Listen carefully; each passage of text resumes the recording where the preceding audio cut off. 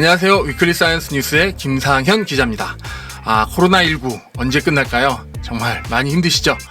그런데 말입니다. 우리가 이렇게 힘든 사이에 지구는 병이 치료되고 있는 것 같습니다. 요런 사진, 그리고 이런 사진들 보셨었죠? 오늘은 이 상황에 대해서 이야기를 좀 해볼까 합니다.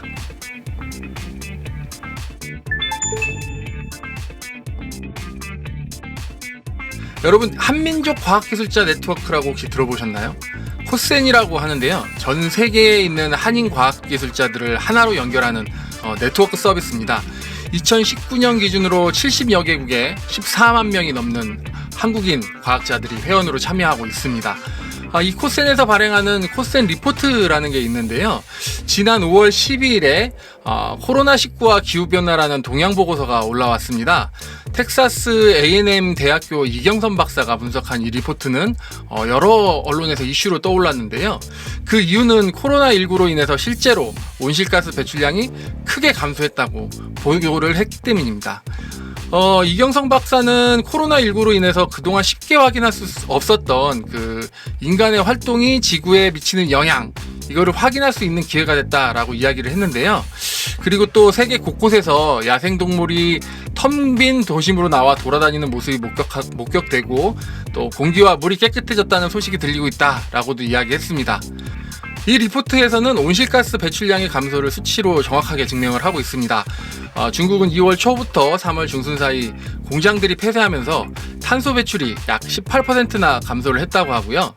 이탈리아는 3월 중에 이탈리아에서 나오는 탄소 배출량이 동기간 대비해서 27%나 감소를 했습니다. 미국도 약 7%가 줄어들 것으로 보고 있고요.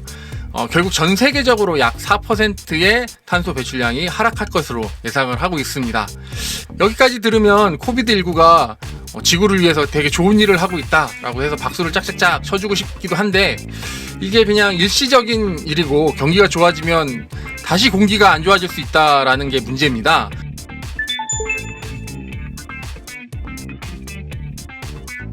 어, 2008년 금융위기 때도 비슷한 현상이 있었는데 경기 회복 후에 리바운드 효과라고 해서 온실가스 배출이 급증을 했거든요.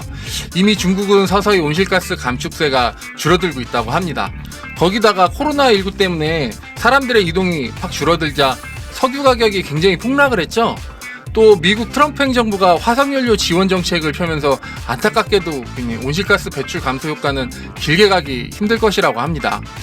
에너지 전환 산업이라고 다시 아실 텐데요. 기존의 화석연료 발전을 풍력이나 태양광 발전 같은 신재생 에너지로 변화하는 산업인데요. 근데 이 산업에도 코로나19가 타격을 주고 있다고 합니다.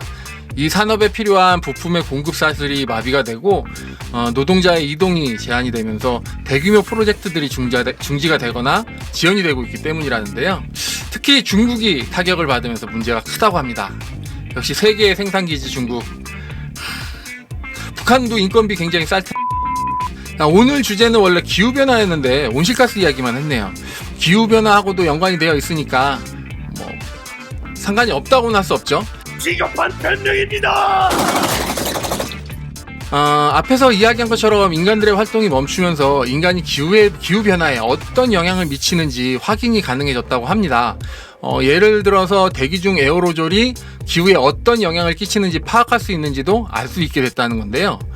이전에는 자연적으로 발생하는 에어로졸과 인간의 활동으로 발생하는 에어로졸 구분이 되게 어려웠고, 구체적으로 어디에서 발생하는지 확인이 굉장히 어려웠거든요.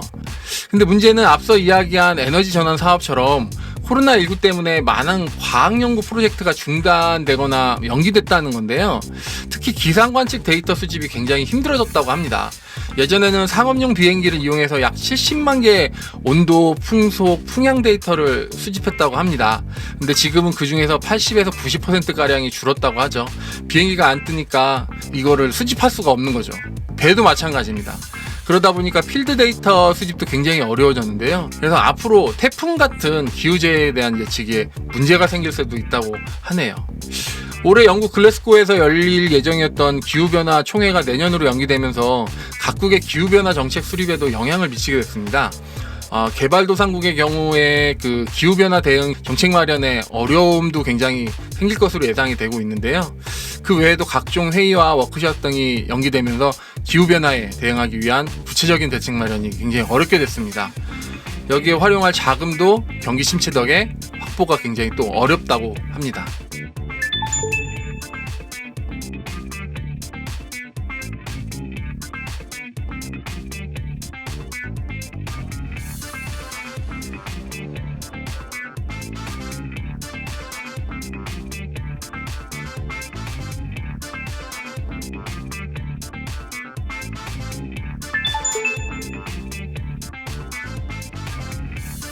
아무튼 전 세계에서 코로나19 이후의 기후변화에 대해서 대비하는 모습을 보이고 있습니다. 안토니오 구테르스 유엔 사무총장은 지구의 날 50주년 기념 연설에서 코로나19 이후 포스트 팬데믹 사회가 기후변화에 대응하려면 친환경 일자리 창출, 그리고 지속 가능한 성장을 위한 납세, 친환경 경제 체제로의 전환, 무엇보다 기후재생 프로젝트를 위한 공적 지원과 화석연료 보조금 지급을 중단해야 된다. 그리고 또 국제사회에 협력을 추진해야 된다라는 것까지 밝혔습니다. 올해 4월 화상으로 열린 제11차 피터스버그 기후강요회의에 참석한 각국의 환경부 장관도 녹색 경기 회복을 위한 각국의 의지를 보여줬다고 하네요. 기후변화하면 시민운동이 매우 중요한 부분 중에 하나인데요. 이들의 움직임도 많이 변했습니다. 지구의 날 50주년 행사 때는 이제 거리에 모이지 않고 72시간 동안 라이브 스트리밍으로 디지털 행진을 하고 트위터를 이용해서 시민운동을 이어갔다고 하네요. 기후변화 때문에 이상기후가 생기고 전염병 전파 속도가 빨라진다던가 서식지가 판게된 야생동물 때문에 인수공통 감염이 더 많이 생길 거라는 그런 이야기도 있는데요. 그래서 더욱 더 시민운동가들의 운동에 힘이 실리고 있습니다.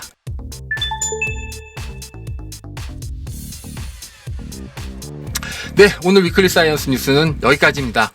오늘 소식 어떠셨는지 모르겠습니다. 오늘 소식 마음에 들으셨으면 꼭 좋아요 눌러주시고 공유도 많이 해주시기 바랍니다. 아직 구독 안 누르신 분 계신가요? 구독도 꼭 부탁드리겠습니다. 댓글도 많이 남겨주세요. 요번 달까지는 제가 댓글 이벤트 계속 진행하니까요. 마지막 댓글 이벤트에는 좀 많은 분들을 추첨해서 선물을 드릴 수 있도록 하겠습니다. 네, 그럼 다음 시간에는 더 좋은 과학 소식을 가지고 돌아오도록 하겠습니다. 그럼 다음 시간까지 모두 행복하세요. 감사합니다.